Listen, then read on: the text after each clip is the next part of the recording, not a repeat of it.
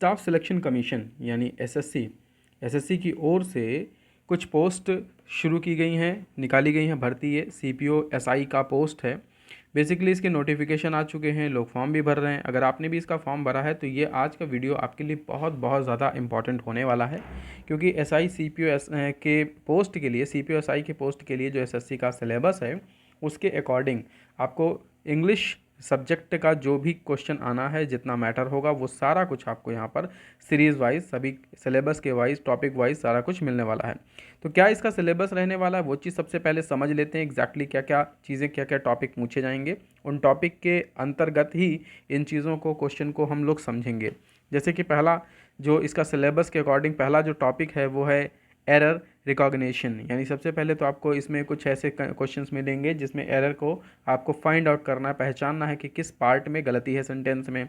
Basically ये sentence किस तरह से होते हैं, कैसे इन्हें सॉल्व करना है, इन चीज़ों की स्ट्रैटेजी को अच्छे से समझेंगे।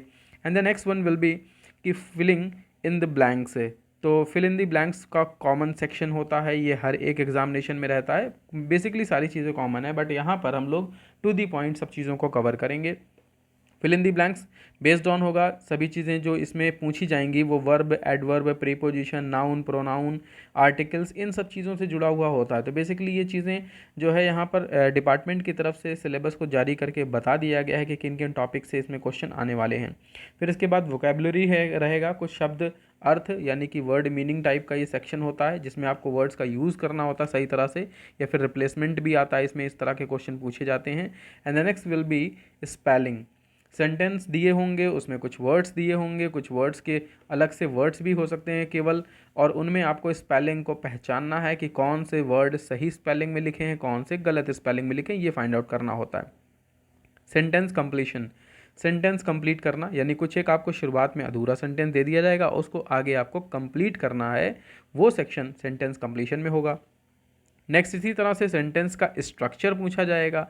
फिर कुछ सिनोनिम और एंटोनिम्स होंगे, फ्रेजेस होंगे, आइडियोमेटिक यूज़ ऑफ वर्ड्स होगा, आइडियोमेटिक यूज़ यानी कि ईडियम्स एंड फ्रेजेस से जो होते हैं वो सेक्शन रहेगा, और लास्ट में इसमें कॉम्प्रिहेंशन रहने वाला है।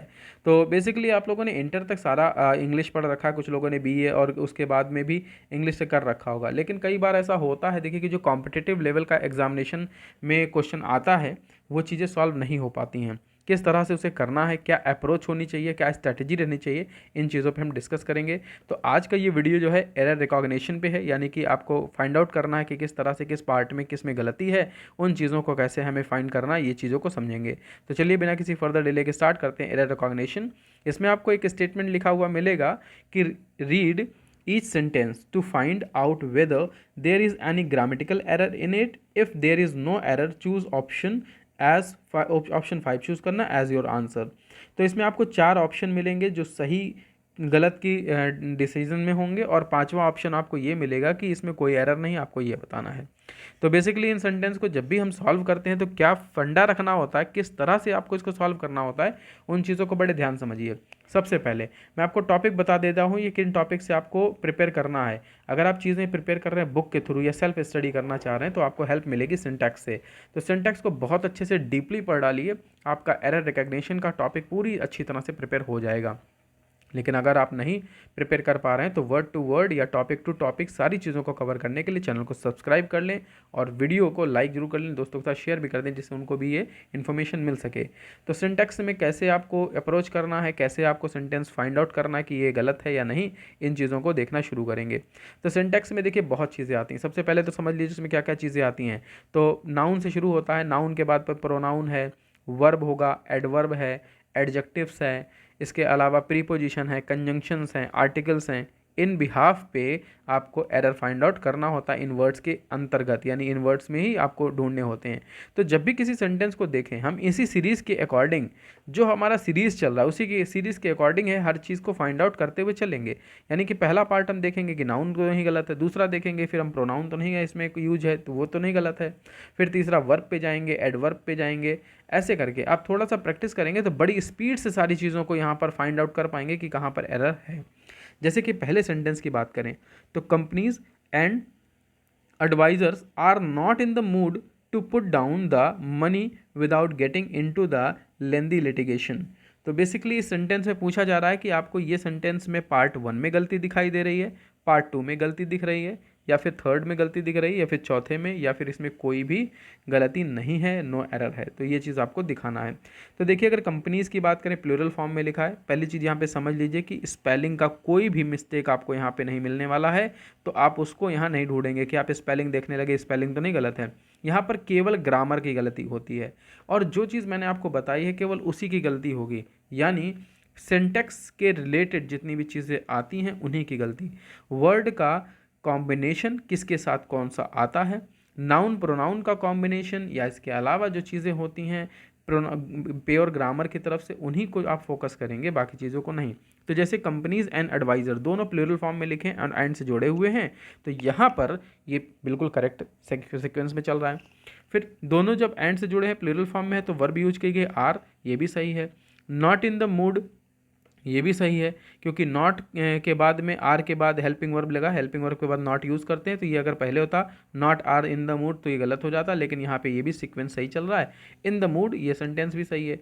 टू के बाद में put down the money without. अब यहाँ पर थोड़ा सा ध्यान देने वाली बात है कि हम कुछ चीज़ों का मीनिंग भी निकालते रहे। पुट डाउन का मतलब क्या होता है? देखिए, पुट डाउन का मतलब होता है जब हमें कोई चीज़ किसी पेपर पे लिखना हो, जैसे अगर सिग्नेचर आपको करने कहा जाए, मोबाइल नंबर लिखने कहा जाए कि आप अपना मोबाइल लिखिए, तो आप कहेंगे put down your contact number here. तो बेसिकली आपको कोई चीज़ लिखना होता है, ये एक फ्रेज है। जब कोई आपको लिखना होता है या एंटर करना होता है किसी लिस्ट के अंदर, तो उसे पुट डाउन वहाँ पे यूज़ करते हैं। तो यहाँ पर जो पुट डाउन का यूज़ है वो रॉन्ग है, यानी पुट डाउन की जगह पर क्या होना चाहिए, तो पुट डाउन की जगह पर आपको पुट इन यूज करना है, ये फ्रेज का यूज है। अब फ्रेजल वर्ब के सेक्शन में जब हम पहुँचेंगे उन चीज़ों को, वहाँ तो हम देखेंगे ही, लेकिन यहाँ पर भी आपको फ्रेज पहचानना आना चाहिए। किस तरह से पहचानेंगे, इसके लिए आप चैनल को सब्सक्राइब कर लें, मैं इसके बारे में डिटेल्ड वीडियो बना चुका हूं, तो वहां पर फ्रेज पहचानने का तरीका भी आपको मिल जाएगा। तो अभी तो आप इस टॉपिक पे फोकस करें कि एग्जैक्टली हमें कैसे पहचानना है कि यहाँ पर ये फ्रेज़ है और ये किस तरह का आपको यहाँ पे रिप्लेसमेंट लेना है। तो यहाँ पे रिप्लेसमेंट तो नहीं लेना है, लेकिन यहाँ पर गलती आपको ढूंढनी है, तो पुट डाउन केवल गलत है, तो ऑप्शन नंबर 3 इसके लिए चूज़ कर लेंगे, जो कि करेक्ट होगा। चलिए नेक्स्ट क्वेश्चन को देखते हैं कि मैनी इंडियन कंपनीज, बहुत सी भारतीय कंपनियां। अब यहाँ पे सेंटेंस में आपको यही चीज़ें फाइंड आउट करनी है कि किस तरह से क्या दिया है। मैनी इंडियन कंपनीज, तो इंडियन कंपनीज प्लूरल बना रहा है, उसके बाद विल यूज है, तो ठीक चल रहा है सारा सेंटेंस। स्पेंड, स्पेंड विल के बाद फर्स्ट फॉर्म आता है, ये भी ठीक है। तो आपको फॉर्म का भी ध्यान रखना है, वर्ब की फर्स्ट फॉर्म है, सेकंड फॉर्म है, ये चीज़ें तो ईजी कर देगा। फिर इसके बाद more to advertise in to the next 2 quarters. अब थोड़ा सा यहाँ पर ध्यान देंगे कि मोर टू एडवर्टाइज, ये सेंटेंस यहाँ तो सही चल रहा है, लेकिन इनटू द कहा गया है। इनटू एक प्रीपोजिशन है। अब इनटू प्रीपोजिशन को हम कब यूज़ करते हैं, किस जगह पे यूज़ करते हैं? इसका मतलब होता है बेसिकली जब हम इनटू का यूज़ करते हैं तो ये इनसाइड और इंटीरियर दोनों की बात करता है, यानी कि अंदर जाना और वहाँ से बाहर आना, दोनों की कंडीशन की बात करता है। लेकिन यहाँ नेक्स्ट 2 क्वार्टर्स, नेक्स्ट 2 क्वार्टर्स का मतलब है आगे 2/4 के जो हिस्से हैं समय का, उसकी बात कर रहे हैं। Even as the economy slows, कि भले ही वो जो इकोनॉमी उनकी है वो स्लो होगी, तो यहाँ पर इस तरह से सेंटेंस बनाना है। तो यहाँ पर इनटू का वर्ड जब यूज़ करते हैं तो दोनों तरफ से सीरीज़ होनी चाहिए चलने वाली, बट यहाँ पे ऐसा नहीं है। यहाँ पर केवल हम मनी इन्वेस्ट करने की बात कर रहे हैं, वहाँ पे एक कंपनी जो है इन्वेस्ट करने की बात कर रहे हैं एडवर्टाइज में, तो यहाँ पे इनटू की जगह पे केवल इन होना चाहिए, तो ये रिप्लेसमेंट यहाँ पे होगा। बेसिकली आपको एरर बताना है, तो ऑप्शन नंबर 2 इसके लिए सिलेक्ट किया जाएगा कि ऑप्शन नंबर 2 यानी पार्ट नंबर 2 में इसके मिस्टेक्स मौजूद हैं। नेक्स्ट में एरर रिकग्निशन में देखिए यही होता है, आपको पहचानना है, केवल रिकॉग्नाइज करना है कि गलती यहाँ पर है। अब पहचानने के लिए क्या होता है कि आप अभी थोड़ा सा हो सकता है 1-2 क्वेश्चन के बाद सोचने लगे हो कि यार ये तो बहुत टफ लग रहा है, कैसे करेंगे, किस तरह से होगा। तो आप एक चीज़ सोचिए, मोहल्ले में आपके कोई आदमी रोज़ आता है, डेली आता है, आप उसे बार बार देखते हैं, और उसके बाद आप मोहल्ले से वो नहीं आता है, फिर उसके बाद 2-4 साल के बाद आप उसको कहीं स्टेशन पे देख लिए, कहीं मार्केट में देखा आपने, कहीं और ऐसे जगह देखा, ट्रेन वगैरह में चलते समय, तो क्या आप उसको पहचान नहीं पाएंगे? डेफिनेटली पहचान लेंगे। तो बिल्कुल वही फंडा यहाँ भी है कि आप बार बार सेंटेंस को अगर देखेंगे, चीज़ों को समझेंगे, तो बहुत से ऐसे एरर होते हैं जो हम देखने पर ही पहचान जाएंगे, अच्छा ये वाला गलत यहाँ पे लग रहा है हमको। तो practice makes a man perfect, बड़ा सिंपल सा एक कॉट है जिसे आपने लोगों ने सुन रखा होगा कॉट्स को। तो बेसिकली इन चीज़ों को फॉलो करिए और यहाँ पे बार बार सेंटेंस को सॉल्व करेंगे तो आपको बहुत ईजिली सारी चीज़ें समझ में आने लगेंगी। जैसे नेक्स्ट क्वेश्चन कह रहा है कि इन मैनी कंट्रीज़, बहुत से देशों में venture capital funds enter into what is called limited partnership within the insurance companies and the pension funds। अब बताना है आपको किस में इसमें गलती है या फिर इसमें कोई गलती नहीं है, इस चीज़ को आपको फाइंड आउट करना है। तो देखिए पूरे सेंटेंस में फिर उसी तरह से चलेंगे हम लोग। इन मैनी सेंचुरीज कंट्रीज, बहुत से देशों में, वेंचर कैपिटल कंपनी में लगाया जाने वाला पैसा, इन फंड्स एंटर, फंड्स को जो एंटर किया जाता है इनटू व्हाट, जिसमें शामिल किया जाता है, लगाया जाता है, इज कॉल्ड लिमिटेड पार्टनरशिप, उसे जिसमें लगाया जाता है पैसा उसे लिमिटेड पार्टनरशिप कहते हैं। With in the insurance company, लेकिन कंपनी के अंदर, अब यहाँ पर थोड़ा सा गलत हो गया, with in the company insurance, with in insurance companies, with in का मतलब क्या होता है, तो विद इन को जब हम लोग कहीं पे यूज़ करते हैं तो विद इन होता है एक टाइम के समय के अंदर, जैसे within 1 week, within 1 days, within 2 days, time के अंदर की बात करते हैं। बट यहाँ कंपनी की बात कर रहे हैं तो विद इन नहीं, यहाँ पे रिप्लेसमेंट होना चाहिए विद का। तो बेसिकली ऑप्शन नंबर 4 इसका रॉन्ग है, जहाँ पे हम इसे टिक करेंगे ऑप्शन नंबर 4। नेक्स्ट देखते हैं कि the flexible of withdrawals from funds under the pension scheme would be tightened. तो यहाँ पर सेंटेंस में हमें पहचानना है कि क्या मिस्टेक है। तो बहुत ध्यान से देखें कि the flexible of withdrawals from, from funds के साथ सही चल रहा है, एंड द लगाया गया पेंशन स्कीम के साथ सही चल रहा है, बी टाइटेंड, बी के बाद में वर्ब की थर्ड फॉर्म आई, ये भी ठीक चल रहा है। तो एरर कहाँ हो सकता है, तो ध्यान से देखेंगे, फ्लेक्सिबल लिखा है, ये फ्लेक्सिबल एक एडजेक्टिव होता है, जबकि यहाँ पर एडजेक्टिव नहीं, यहाँ पे नाउन की यूज़ करना है, जिसकी वजह से ये गलती है। अब नाउन क्यों यूज़ करना है, द फ्लेक्सिबल ऑफ विड्रॉल्स नहीं लिखना है हमें, द फ्लेक्सिबिलिटी ऑफ विड्रॉल्स यहाँ पर सेंटेंस होना चाहिए। तो बेसिकली ये यहाँ पर नाउन पुट करेंगे तभी इस जगह पर ये सेंटेंस को फॉर्म करेगा। That's why option number A इसके लिए सही ऑप्शन है, और जो कि ये बता रहा है कि पार्ट 1 में इसमें गलती मौजूद है। तो इस तरह से हमें सेंटेंस में पहचानना है। अगर आप एसएससी सीपीओ एसआई की प्रिपरेशन कर रहे हैं तो चैनल को सब्सक्राइब कर लें। आपको सारे टॉपिक इंग्लिश से रिलेटेड जो भी टॉपिक आपके आने वाले हैं एग्जामिनेशन में, वो सारी प्रिपरेशन के लिए आपको मैटर यहाँ पे मिलने वाला है, पूरी एक गाइडेंस मिलने वाली कंप्लीट कोर्स। तो आपको चैनल को सब्सक्राइब कर लेना है। इसके अलावा आप टेलीग्राम पे भी ज्वाइन कर लें, जिससे कि आपको अपकमिंग नोटिफिकेशन और PDF भी वहाँ पर आपको अवेलेबल हो सके। नेक्स्ट क्वेश्चन में देखते हैं कि the reserve bank of India, Bharat का रिजर्व बैंक जो है, नोटिफाइड, उसने ये नोटिफाइड किया कि that any transfer of stake will be treated as FDI। पूरे सेंटेंस को ध्यान से देखेंगे तो रिजर्व बैंक ऑफ इंडिया सही चल रहा है, हैज़ लगा है, एक ही बैंक है इसलिए हैज़ लगाना जरूरी है, सिंगुलर के साथ लगता है वो भी ठीक है। नोटिफाइड थर्ड फॉर्म में आया वो भी ठीक है। दैट एनी ट्रांसफ़र, अब यहाँ पे एनी ट्रांसफ़र ऑफ स्टेक कहा गया है, तो ये थोड़ा सा सही लग सकता है, लेकिन ध्यान से देखना पड़ेगा इसे कि any transfer of stake will be treated as FDI। उसने ये कहा कि किसी प्रकार का जो है, तो यहाँ पर हमें किसी प्रकार का नहीं, सभी प्रकार के कहने होंगे। रीज़न, क्योंकि सभी प्रकार के, उन्होंने कहा है कि सभी प्रकार के FDI जो माने जाएंगे ट्रांसफ़र स्टेक के। तो स्टेक एक्चुअली होता है, आप शेयर मार्केट में जो आप होल्ड रखते हैं अपने पास पैसा, उसको स्टेक कहते हैं। तो ऑल ट्रांसफ़र ऑफ स्टेक, जिस भी प्रकार का स्टेक आप होल्ड करते हैं उसे आप जैसे ही आप उसे इस्तेमाल करेंगे तो वो कहलाएगा स्टेक। तो यहाँ पे ऑप्शन नंबर 2 सेलेक्ट करेंगे।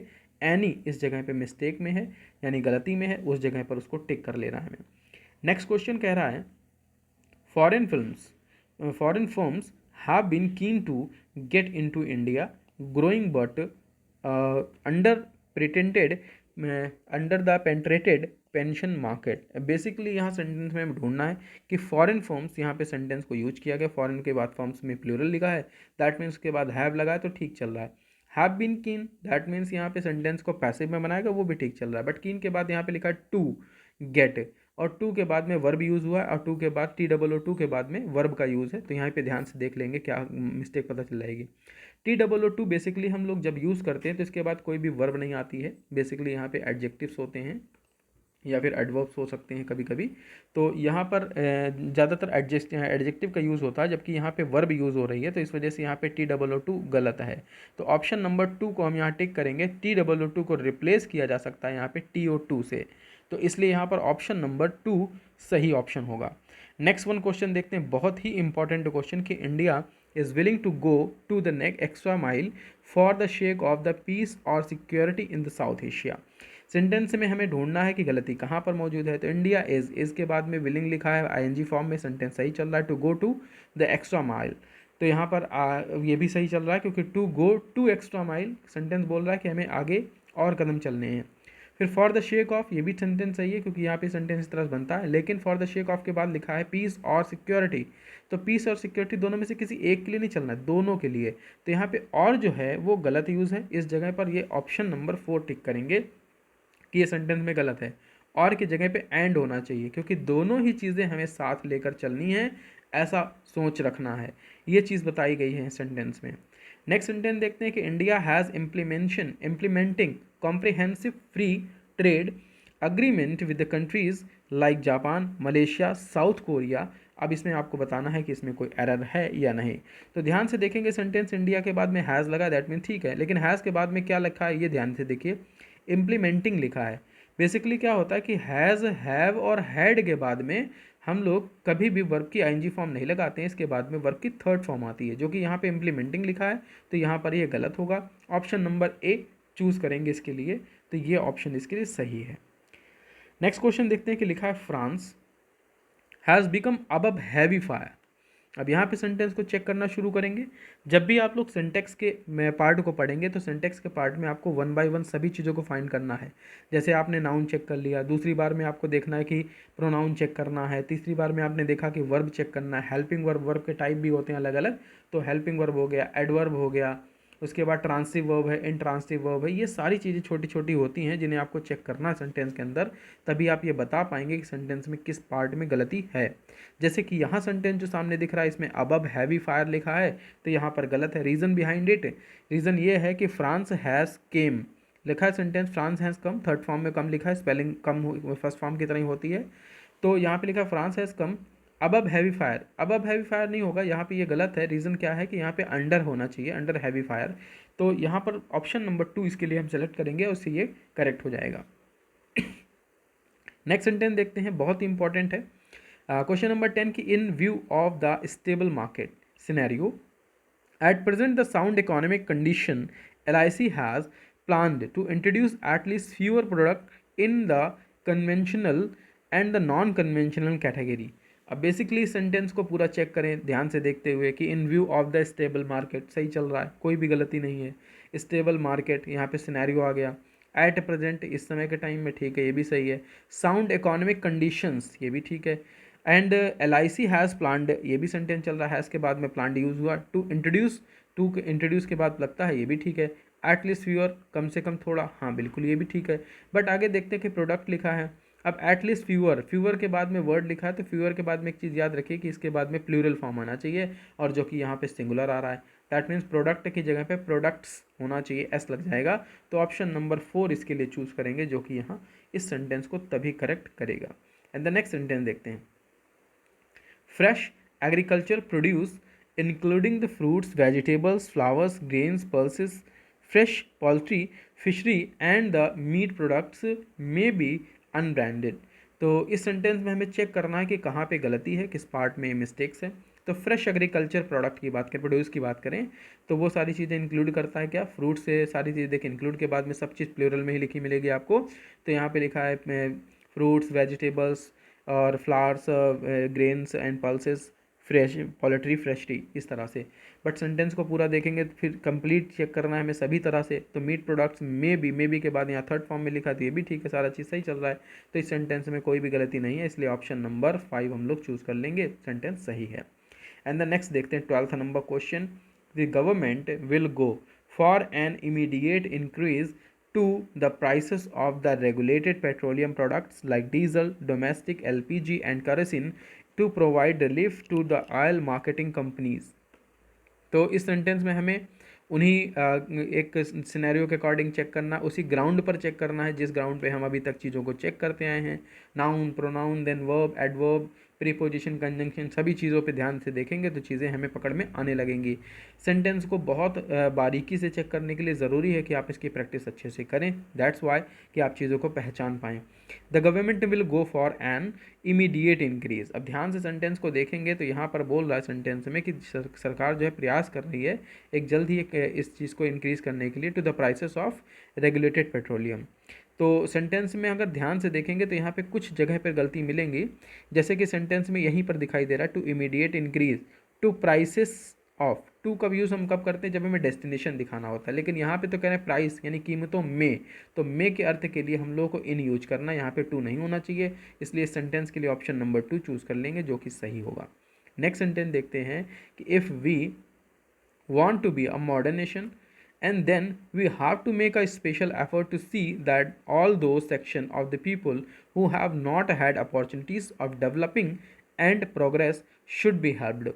अब इस सेंटेंस में हमें उसी ग्राउंड पर सब चीज़ों को चेक करना है कि यहाँ पे ले देखेंगे sentence, if we want to be modern nation, ठीक सेंटेंस चल रहा है, then we have to make a special effort, ये भी ठीक चल रहा है, एंड टू सी, टू के बाद में फर्स्ट फॉर्म आया, ये भी ठीक चल रहा है, that all those sections of the people, ये भी ठीक चल रहा है, and who have not had opportunities, यहाँ पर भी ये ठीक चल रहा है। फिर opportunities of developing and progress, यहाँ पे ध्यान से देखेंगे ऑफ के बाद डेवलपिंग लिखा है जो कि जिरेंडल फॉर्म में लिखा है, बट यहाँ पे जिरेंडल नहीं आएगा, डेवलपिंग की जगह पर नाउन होना चाहिए, यानी कि डेवलपमेंट लिखेंगे।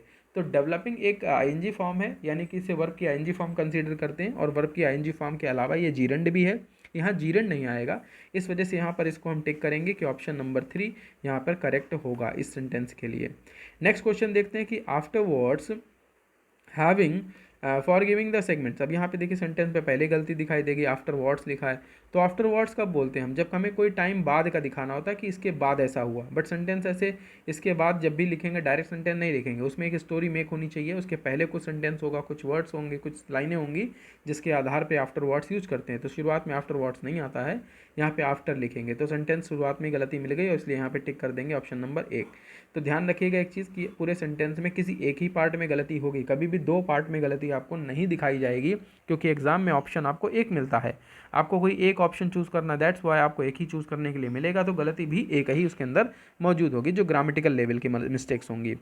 नेक्स्ट क्वेश्चन देखते हैं कि ट्रेडर्स अक्रॉस द कंट्री, पूरे भारत में, all set to protest for the proposed opening of the retail sector to foreign players. अब इस सेंटेंस को ध्यान से देखें, ट्रेडर्स प्लूरल में है, अक्रॉस द कंट्री ठीक चल रहा है, प्लूरल में है तो हेल्पिंग वर्ब भी प्लूरल की लगी, ठीक चल रहा है, and all set to protest ये भी ठीक चल रहा है, एंड फॉर द प्रपोज्ड, बस यहीं पे गलती मिल गई। कैसे, चीज़ों को पहचानने की आदत आपको आ जाएगी, धीरे धीरे सेंटेंस को देखते रहेंगे। प्रोटेस्ट लिखा है, प्रोटेस्ट के बाद में फॉर नहीं आता है, प्रोटेस्ट के बाद में अगेंस्ट वर्ड का यूज किया जाता है, दैट्स वाई यहाँ पे हम लोग अगेंस्ट यूज़ करेंगे, बट यहाँ पे हमें एरर बताना है, तो जिस वजह से हम यहाँ ऑप्शन नंबर 3 टिक करेंगे कि ऑप्शन नंबर 3 में मिस्टेक मौजूद है। रिकॉग्नाइज कर लिया, पहचान लिया तो बता भी सकते हैं, यही आपको प्रोसेस यूज करना है। नेक्स्ट सेंटेंस देखते हैं कि देयर वॉज अ टाइम, एक समय था कि European went to the China, China जाते थे, and the gun boats extracting the concession and dictated terms. तो इस सेंटेंस को ध्यान से देखेंगे, पूरे सेंटेंस को, देयर वॉज अ टाइम ठीक चल रहा है सेंटेंस, यूरोपियंस वेंट ठीक चल रहा है ये भी, कि China in the gun boats, and आगे देखते हैं extracting concession and dictated terms, यहीं पे गलती दिख रही, एक्सट्रैक्टिंग और डिक्टेटेड दोनों यहाँ पर एंड से जुड़े हुए हैं, बट यहाँ पर एक थर्ड फॉर्म में एक आईएनजी फॉर्म में है, तो जिरेंडल यहाँ पे कॉन्सेप्ट है, जिरेंडल कॉन्सेप्ट का मतलब एक्सट्रैक्टिंग कंसेशन प्राप्त कर रहे हैं, तो उसी तरह का से यहाँ पे डिक्टेटेड की बजाय डिक्टेटिंग होना चाहिए, डिक्टेटिंग टर्म, तो इस तरह से कहे हुए चीज़ें, यानी पूर्व में निर्धारित की हुई चीज़ें, इसका अर्थ ये निकलता है, तो इस तरह से आपको सेंटेंस में ये पहचानना है। And the next one sentence देखते हैं। चैनल को अगर आपने अभी तक सब्सक्राइब नहीं किया है तो प्लीज़ सब्सक्राइब कर लें, जिससे कि आपको आने वाले नोटिफिकेशन आपको टाइमली मिल सकें। एंड द नेक्स्ट क्वेश्चन देखते हैं कि the IT department wanted a clause for 30% domestic sourcing. Similarly, concerns were raised by the textile and the food processing ministries. तो इसमें इस सेंटेंस में हमें गलती पहचाननी है, किस जगह पे मिस्टेक मौजूद है। द आईटी डिपार्टमेंट की बात करें, वांटेड अ क्लॉज, वो चाहता है for 30% domestic sourcing and the similarly concern word.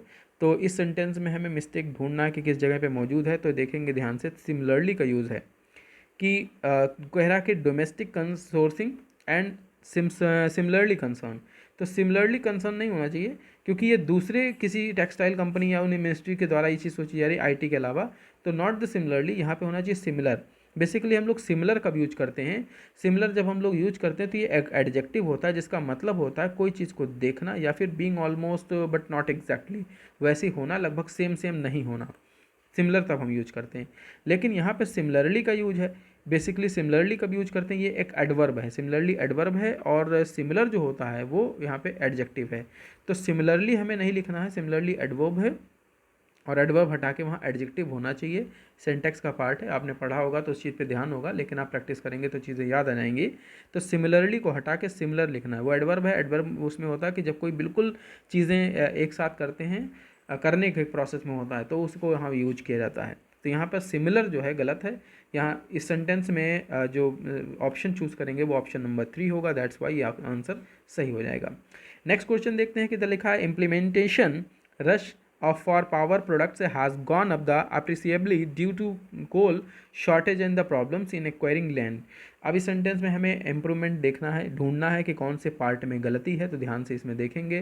तो पार्ट कैसे ढूंढना है, सेम प्रोसेस पहले की तरह इम्प्लीमेंटेशन रस for the power products has, ठीक ये भी लगा है, power of the producers for the power the implementation रस, यहाँ पे एक प्रोडक्ट की बात करें इसलिए हैज़ लगा, तो ये भी यहाँ पे ठीक चल रहा है, सारी चीज़ें यहाँ पे करेक्टली चल रही हैं। एंड द नेक्स्ट आगे देखते हैं कि गॉन अप, फिर इसके बाद में सेंटेंस बोल रहा है अप्रिसिएबली ड्यू टू कोल, ये भी ठीक चल रहा है। And shortage and problem in acquiring land, तो सारी चीज़ें लगभग इसमें सही हैं, यानी कि इसमें नो एरर, ऑप्शन नंबर 5 को टिक करेंगे, ये सेंटेंस सही है। नेक्स्ट सेंटेंस देखते हैं कि the on coming depression will be terribly that it will be the new standard of comparison. अब सेंटेंस में ध्यान से देखना है, हमें चीज़ों को खोजना शुरू करना है। तो सेंटेंस बोल रहा है कि the upcoming depression will be terribly that it will be new standard of comparison. Standard of comparison नहीं होगा, स्टैंडर्ड फॉर कंपैरिजन होना चाहिए यहाँ पे। तो सेंटेंस में ऑप्शन नंबर 4 चूज़ करेंगे, जहाँ पे फॉर गलत दिया है, ऑफ गलत दिया है, उसकी जगह पे हमें फॉर लिखना चाहिए, तो इस वजह से यहाँ पे ऑप्शन नंबर 4 चूज़ करेंगे, जो सेंटेंस के लिए सही होगा। नेक्स्ट सेंटेंस देखते हैं, लिखा summit would be bring together prominence and leading personalities from the field of education, politics and business. Find the error। Basic चीज़ों को ध्यान से देखते हुए चलेंगे। द समिट वुड ब्रिंग सही चल रहा है, सेंटेंस में कोई भी गलती नहीं है। टुगेदर प्रोमिनेंस, अब यहाँ पे थोड़ी सी गलती हो गई, प्रोमिनेंस लिखा हुआ है, जो कि यहाँ पे प्रोमिनेंस जब यूज़ किया जाता है तो प्रोमिनेंस का हम तब यूज करते हैं जब किसी टर्म की बात करते हैं, किसी जगह की, बेसिकली कि वो वहाँ पे टर्म की बात करते हैं कि वो पहचानने में, करने में या कोई परिस्थिति में ठीक होता है। बट यहाँ पे प्रोमिनेंस की जगह पे हमें लिखना है प्रोमिनेंट, यानी कि यहाँ पे एक नाउन का फॉर्म लिखना है टुगेदर प्रोमिनेंट। तो सेंटेंस में प्रोमिनेंस की जगह रिप्लेस होनी चाहिए, जिसे ऑप्शन नंबर 2 चूज़ करेंगे, जो इस सेंटेंस के लिए सही होगा। नेक्स्ट देखते हैं, देखिए जहाँ पर भी आपको कन्फ्यूज़न लगेगा कि ऐसा क्यों हुआ, क्या रीज़न है इसके बिहाइंड, तो आप कमेंट्स में अपना क्वेश्चन पूछ सकते हैं। इसके अलावा कंटिन्यूसली इस चैनल पे बने रहेंगे तो आपको फर्दर जो चीज़ें आगे आने वाली हैं उन चीज़ों से आपको सारी बेसिक चीज़ें क्लियर हो जाएंगी। तो अभी एक दो सेंटेंस में तुरंत कोई चीज़ें नहीं आती, कभी कभी ऐसा होता है कि आप समझ रहे हैं उस चीज़ को, बट वो आपके दिमाग में नहीं फिर समझ रहा है कि ऐसा क्यों हुआ, क्या इसके पीछे रीज़न है। तो उसको बार बार देखने से, समझने से आप चीज़ें क्लियर हो जाएंगी। अगर आपका कोई क्वेश्चन टेलीग्राम पे पूछ सकते हैं, इसके अलावा आप यूट्यूब पे भी पूछ सकते हैं। अभी नेक्स्ट सेंटेंस देखते हैं कि a group of friends want to visit the new plant as early as possible. अभी सेंटेंस बोल रहा है, यहाँ पे सेंटेंस को ध्यान से देखेंगे, ग्रुप ऑफ फ्रेंड्स वांट, अब यहीं पे मिस्टेक मिल गई क्योंकि सेंटेंस में सब्जेक्ट को फॉर्म को देखेंगे तो that is the singular format. A group of, group जब एक बोल दिया गया अ ग्रुप, तो वहाँ पे वांट नहीं होना चाहिए, वांट्स होना चाहिए, क्योंकि सेंटेंस को इंडेफिनिट में बनाया गया है। और इंडेफिनिट में जब भी कोई सेंटेंस बनता है तो वांट यानी कोई वर्ब की होती है, उसके साथ एस या ई एस का रोल होता है, यानी एस या ई एस हमें उसके साथ में लिखना ही लिखना है। तो इसलिए वांट को रिप्लेस कर देंगे वांट्स से, यानी हमें मिस्टेक ढूंढनी है, तो ऑप्शन नंबर 2 करेक्ट होगा इसके लिए। Next question, beside chocolates they also bought many toys and sweets for children. यानी कि चॉकलेट के अतिरिक्त उन्होंने ये सब चीज़ें खरीदी, टॉयज़ एंड स्वीट्स भी लगभग। ध्यान से देखें तो यहाँ लिखा है बिसाइड। बिसाइड का मीनिंग होता है पीछे, यह एक तरीके का प्रीपोजिशन है, बट यहाँ पर हमें प्रीपोजिशन नहीं लगानी है, यहाँ पे हमें एक तरह से थोड़ा सा करेक्शन करते हुए लिखना है कि यहाँ पर बिसाइड्स के अतिरिक्त के बजाय ये बात शो करनी है। तो बिसाइड की जगह पे बिसाइड्स पुट होना चाहिए, that's why option number A इसके लिए चूज़ करेंगे, जहाँ पर ये गलती दिखा रहा है। And the next one question देखते हैं कि we discussed about the problem so thoroughly and on the if that the examination that I found it very easy to work it out। Sentence में ध्यान से देखना है तो डिस्कस्ड वर्ड का यूज़ है वर्ब की थर्ड फॉर्म में, जिसके बाद अबाउट यूज़ किया गया, जो नहीं होना चाहिए कट कर देंगे, क्योंकि डिस्कस्ड के बाद में अबाउट यूज़ नहीं होता है। सेंटेक्स का पार्ट है, छोटी छोटी चीज़ों को आपको याद भी करना पड़ेगा। ये चीज़ें आप प्रिपेयर करेंगे तो आपको अच्छे से पहचान में आ जाएगा कि अबाउट यहाँ पे नहीं यूज़ होता है। डिस्कस जैसे देखेंगे उसके साथ अबाउट कॉम्बिनेशन, तो आप तुरंत फाइंड कर लेंगे किस जगह पर मिस्टेक मौजूद है। And the next one question देखते हैं कि एन इंडियन शिप, एक भारतीय शिप जो है laden with the merchandise got ड्रॉन्ड in the Pacific ocean. बड़े ध्यान से सेंटेंस को देखेंगे, एन इंडियन आर्टिकल का यूज़ हुआ है, सेंटेंस में एन लगना चाहिए, सही है, क्योंकि आई से स्टार्ट हो रहा है इंडियन, तो इसलिए ये सही चल रहा है। एंड आगे देखते हैं कि लैडन विद लोड है मर्चेंडाइज के साथ में, सामान के साथ में, एंड गॉट ड्राउंड। बस सेंटेंस यहीं पे गलत हो गया। गॉट ड्राउंड कब होता है? गॉट ड्राउंड तब होता है जब किसी चीज़ को घसीट कर अंदर लिया जाए या घसीट लिया जाए, तब के कंडीशन में।